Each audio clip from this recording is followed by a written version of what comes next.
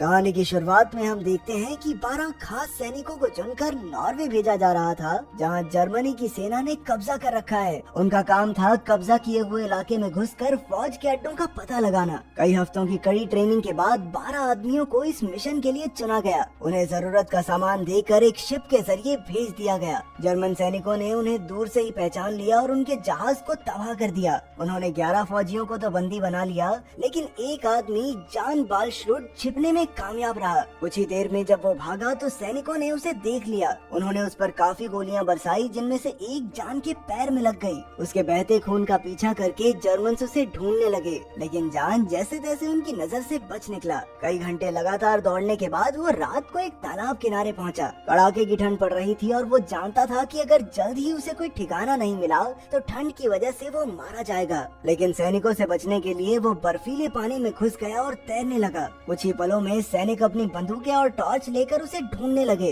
उन्होंने पूरा इलाका छान मारा, लेकिन उन्हें कोई भगौड़ा नहीं मिला। आखिरकार जनरल ने हिसाब लगाया कि जान जरूर बर्फीले तालाब में मर गया होगा और अपने सैनिकों के साथ वापस लौट आया। बाद में एक बहुत बड़ा नाज़ी अफसर कर्ट स्टेज उन 12 कैदियों से पूछताछ करने आया। जब उसे वहाँ सिर्फ 11 ही कैदी मिले तो उसने 12वें कैदी के बारे में पूछा। इस पर जनरल ने कहा कि वो तो तालाब के बर्फीले पानी में डूबकर मर गया। लेकिन कर्ट बिना लाश देखे मानने वाला नहीं था, इसलिए उसने 12वें कैदी को ढूंढने के लिए अपनी फौज पूरे इलाके में फैला दी। उधर जान जैसे तैसे तालाब से बाहर निकला, लेकिन उसकी हालत बहुत बिगड़ चुकी थी। उसका चेहरा और शरीर के कई हिस्से बर्फ में जम चुके थे। इसके बावजूद जान आगे बढ़ता रहा और फिर उसे 2 लोग मिले। खुशकिस्मती से वो दोनों अच्छे लोग थे और वो जान को अपने घर ले आए। उन्होंने उसे खाना और गर्म कपड़े दिए और उसके घावों पर पट्टी भी की। उधर कर्ट ने उन 11 कैदियों से उनके मंसूबों के बारे में पूछा, लेकिन किसी ने अपना मुंह नहीं खोला। आखिरकार उसने सबको कड़ी सजा दी और कुछ को तो बेरहमी से मार डाला।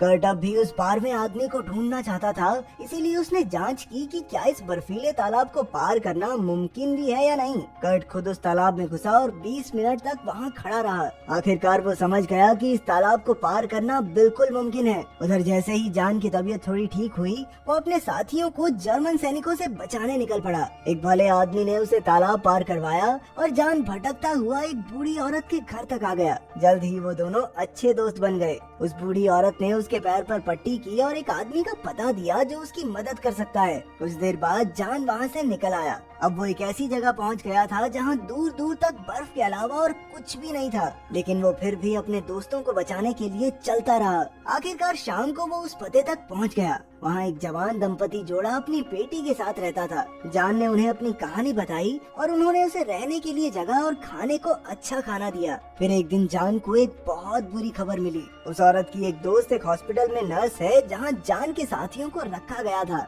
उन बेचारों के साथ इतना बुरा बर्ताव हुआ था कि कुछ तो पागल हो गए और कुछ मर गए। अपने दोस्तों की इतनी बुरी हालत देखकर जान अंदर से टूट गया। वो एक भारी मन से समझ गया कि वो अब अपने दोस्तों को बचाने के लिए कुछ नहीं कर सकता। अब उसने फैसला किया कि वो फौज के ठिकानों की खुफिया जानकारी के साथ स्वीडन जाएगा, ताकि इस जानकारी के जरिए अंग्रेज जर्मन सैनिकों को उसके देश से खदेड़ दें। उधर कर्ट को उन 11 कैदियों से कोई जानकारी नहीं मिली, इसीलिए उसने उन सबको गोलियों से उड़ा दिया। बाद में एक ऑफिसर ने उसे बताया कि उन्होंने एक ही घर की तलाशी ली, लेकिन 12वां आदमी नहीं मिला। उसने सलाह दी कि उन्हें रिपोर्ट में लिख देना चाहिए कि 12 दुश्मनों को मार दिया है, लेकिन कर्ट ने कहा कि वो हिटलर को कोई ऐसी जानकारी नहीं दे सकता जिस पर उसे पूरी तरह विश्वास न हो। उधर जान एक मछुआरे के घर पहुंचा, जो उसे अपनी कश्ती से उसे रास्ते तक ले गया। रास्ते में मछुआरे ने उसे एक अखबार दिखाया जिसमें लिखा था कि कर्ट हिटलर का सबसे खतरनाक जनरल है। उसने आज तक एक भी भगौड़े को जिंदा नहीं छोड़ा और अब उसका अगला निशाना जान है। आखिरकार कश्ती किनारे पर पहुंची और मछुआरे ने उसे कुछ खाना और स्की सेट दिया। जान ने वो स्की सेट पहना और अपना सफर जारी रखा। वो घने जंगलों और ऊंचे पहाड़ों को पार करके एक छोटे गांव तक पहुंचा। बदकिस्मती से वहां पहले ही कुछ जर्मन सैनिक मौजूद थे और कर्ट उनमें से एक था। जैसे ही जान उनके पास से गुजरा, वो फिसल कर गिर गया। फिर कर्ट उसके पास आया और उसकी आंखों में देखने लगा। लग रहा था मानो अब जान का पकड़े जाना तय है, लेकिन कर्ट ने उसके गिरने का मजाक उड़ाया और उसे जाने दिया। लेकिन कुछ मिनट मिनटों बाद ही कर्ट के दिमाग में ख्याल आया कि कहीं ये वो 12वां आदमी तो नहीं। उसने बिना समय गवाए फौज की एक और टुकड़ी को वहाँ बुला लिया। कुछ ही देर में एक हवाई जहाज ने जान को ढूंढ निकाला। हवा से काफी गोलियां बरसाई गई लेकिन एक भी जान को नहीं लगी। उसी वक्त एक भयानक बर्फीला तूफान आ गया और जान बर्फ में दब गया। जब थोड़ी देर तक हवाई जहाज को भी कुछ नहीं दिखा तो वो भी वहाँ से निकल लिया। कई घंटों बाद जान बर्फ से बाहर निकला। उसकी हालत बद से बदतर हो चुकी थी। हड्डियां कपा देने वाली बर्फ की वजह से उसके नाखून टूटकर गिर गए थे और उसकी आंखें तक जम गई थी। इस सब के बावजूद जान जैसे तैसे खड़ा हुआ। उसका शरीर बेशक मौत के करीब था लेकिन जिंदा रहने का जज्बा उससे कहीं ज्यादा था। वो धीरे धीरे रेंगते हुए आगे बढ़ता रहा। उधर कर्ट को बर्फीले तूफान की खबर मिली लेकिन उसे यकीन था कि जान अभी भी जिंदा है, इसलिए उसने वहाँ कुछ फौजी भेजे। जान तो वहाँ से निकल चुका था लेकिन उसकी चीजें पीछे छूट गई थी। फौजियों को उसके कपड़े, एक नक्शा और उसका स्की सेट मिला। जब कर्ट को इसकी खबर मिली तो उसने पूरे इलाके को छान मारने के ऑर्डर्स दिए। उन्होंने ऐलान किया कि जो भी जान की मदद करेगा वो अपनी जान से हाथ धो बैठेगा। उधर जान मौत की कगार पर था जब मैरियस और गुड्रन नाम के भाई बहन ने उसकी मदद की। उन्होंने उसके जख्मों पर मरहम लगाई और छुपने को जगह दी। एक हफ्ते बाद जान की हालत सुधरी और उसने जाने का फैसला किया, लेकिन वो अब भी चल नहीं पा रहा था। इसलिए वो भाई बहन कुछ लोगों की मदद से उसे खाट पर डालकर पास की झोपड़ी में छोड़ आए। यहाँ जान को कुछ दिन तक अकेले रहना होगा जब तक माहौल ठीक होने पर कोई उसे लेने नहीं आ जाता। पहले कुछ दिन तो आराम से गुजरे लेकिन फिर उसकी दिमागी हालत बिगड़ने लगी। उसे बार बार सपने आते कि जर्मन फौजियों ने उसे ढूंढ निकाला और उस पर हमला करने वाले हैं। एक दिन उसने देखा कि उसके पैर की कुछ उंगलियां गलना शुरू हो गई थी। अगर जल्द इसका इलाज नहीं किया गया तो ये पूरे शरीर में फैल जाएगा। आखिरकार जान ने एक बहुत मुश्किल कदम उठाया। उसने एक चाकू से अपने पैर की गली हुई उंगलियां काट डाली जिससे उसे जबरदस्त दर्द हुआ,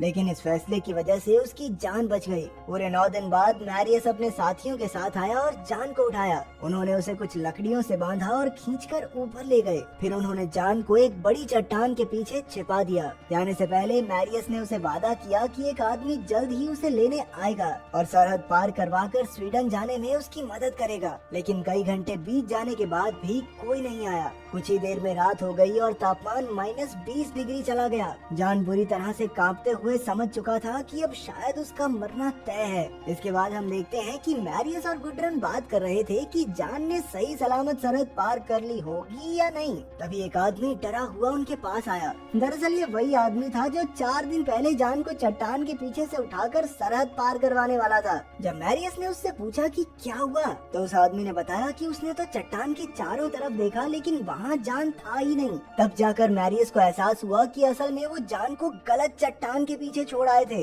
वो तुरंत अपने दोस्त के साथ वहाँ पहुँचा और बर्फ खोदकर जान को बाहर निकाला। जान के शरीर में कोई हलचल नहीं थी लेकिन जल्द ही वो हिलने लगा। इतने दिन खाने और पानी के बिना भी वो बर्फ के नीचे किसी तरह जिंदा था। फिर मैरियस ने उसे गर्म सूप पिलाया और थोड़ी देर बाद कुछ आदमी आकर जान को अपने साथ ले गए। वो कई घंटों तक आगे बढ़ते रहे लेकिन अब जान काफी कमजोर हो चुका था, इसलिए उन्हें गुफा में रुकना पड़ा। जान को डर था कि कहीं जर्मन सैनिक उन तक पहुंच न जाएं, लेकिन उन आदमियों के सरदार ने कहा कि चिंता करने की कोई बात नहीं है, वो एकदम सुरक्षित हैं। इसके बाद उन्होंने जान का ख्याल रखना शुरू किया। जरूरत पड़ने पर वो उसके पैर का गला हुआ हिस्सा काट देते ताकि बीमारी आगे न फैले। इसी तरह 6 दिन बीत गए और जान की तबीयत में कुछ सुधार हुआ, जिसके बाद उन्होंने अपना सफर जारी रखने का फैसला किया। लेकिन इस बार उन्होंने हजारों बारासिंगों का सहारा लिया क्योंकि सरहद के बिल्कुल पास जर्मन सैनिकों का अड्डा था। उनका प्लान था बारासिंगों की भीड़ के बीच जान को सरहद पार करवाना। कुछ ही देर में उन्होंने जान को बारासिंगों के सरदार के साथ लकड़ियों से बांध दिया। इतनी भीड़ देखकर जर्मन सैनिक चौकन्ने हो गए और दूरबीन से जान को ढूंढने लगे, लेकिन जान उन्हें कहीं नहीं दिखा। सब कुछ प्लान के मुताबिक चल रहा था, लेकिन तभी जान की लकड़ियों की रस्सियां टूट गई, जिससे वो बुरी तरह गिर गया। उधर सैनिकों ने भी उसे देख लिया और गोलीबारी शुरू कर दी। जान ने बची खुची हिम्मत जुटाई और एक बहुत बड़े पत्थर के पीछे छिप गया। अब कुछ ही देर में वो पकड़ा जाने वाला था, लेकिन तभी वो बारासिंगा जो उसे खींच रहा था उसके पास आया। उसे देखकर जान की जीने की तमन्ना फिर से जाग उठी और उसने अपनी बंदूक छोड़कर रस्सी अपने हाथ से बांध ली। फिर उसने आसमान में गोली चला दी, जिससे वो बारासिंगा सिंह डर गया और अपनी पूरी ताकत से भागने लगा। वो सैनिकों की आंखों के सामने से गोलियों से बचते हुए निकल गए। इसी तरह वो बारासिंगा जान को सरहद पार करा के स्वीडन की धरती तक ले गया। ये अपने आप में किसी करिश्मे से कम नहीं था। जान की खुशी का कोई ठिकाना नहीं था और वो पागलों की तरह नाचने लगा। वहीं जर्मन सैनिक कुछ नहीं कर पाए क्योंकि सरहद के पार का इलाका उनके कब्जे में नहीं था। उन्होंने तुरंत कर्ट को इसकी खबर दी और उसे यकीन ही नहीं हुआ कि वो जिंदगी में पहली बार हार गया। ठीक 3 महीने बाद जान स्कॉटलैंड लौट आया। उसके शरीर के जख्म तो भर गए लेकिन मन की चोटें अब भी बहुत गहरी थी। एक दिन वो लड़खड़ाते हुए अपने जनरल के पास गया और अपनी रिपोर्ट थमा दी। उसकी दी गई खुफिया जानकारी से पूरे देश को आजाद करवाया गया। उसे नाज़ियों से बचकर ये खुफिया जानकारी निकालने के लिए एक वॉर हीरो का खिताब मिला। अगर वीडियो पसंद आई तो लाइक कर देना, चैनल को सब्सक्राइब कर देना।